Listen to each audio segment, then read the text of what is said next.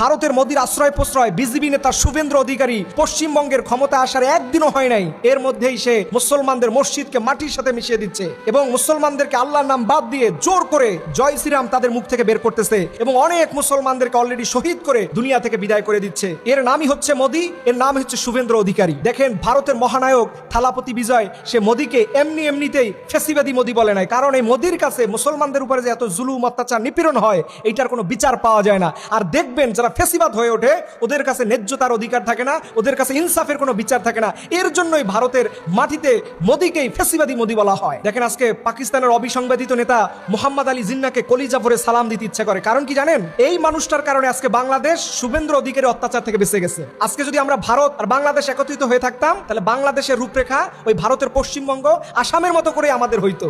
এখান থেকে বাঁচিয়েছেন মোহাম্মদ আলী জিন্নাহ। এই কারণে আমি বলি, আপনি ভারতপন্থী চিনবেন কেমনে? আমি আফসোসের সাথে এই কথা বলি, গতকালকে দেখলাম এই শুভেন্দ্র অধিকারী হওয়ার পরে এই দেশের এক শ্রেণীর কপাল পোড়া মুসলমানরা তাকে অভিনন্দন জানায়, তাকে শুভেচ্ছা দেয়। এদেরকেই আপনি ধরে নেবেন ভারতপন্থী, যারা শুভেন্দ্র অধিকারীর শুভেচ্ছা জানায়। আরে তোমার ভাই তোমার মুসলমানদেরকে যারা প্রতি মুহূর্তে শেষ করে, এবং এই লোকটা কত ভয়ঙ্কর আপনি চিন্তা করতে পারেন। ক্ষমতা এসেই বলছে আমাকে কোনো মুসলমান ভোট দেয় নাই, আমি হিন্দুদের ভোটে হয়েছি, সো মুসলমানদের কোনো কিছু রাখা যাবে না। এইরকম একজন মানুষ, তাকে একজন মুসলমান কিভাবে অভিনন্দন জানায়, এটা আমার মাথায় আসে। আরে মুসলমান, তোমরা ভালো চিনো না, মন্দও চিনো না, তোমরা চিনো শুধু কেমনে করে কার পা চাটতে হবে। এই পা চাটা যতক্ষণ আমাদের বাঙালির স্বভাব থেকে বের না হবে ততদিন আমরা মাথা উঁচু করে দাঁড়াতে পারবো না। এর জন্য বলি, মুসলমান এখন সতর্ক হওয়ার সময় এসেছে। এই শুভেন্দ্র অধিকারীর এদের লক্ষণ ভালো না, তারা টুডে অ্যান্ড টুমোরো বাংলাদেশের উপরে জুলুম করা শুরু করবে। আল্লাহ রাব্বুল আলামিন যেন আমাদের দেশকে পরিপূর্ণভাবে জালিমদের হাত থেকে হেফাজত করে, সকল আমিন।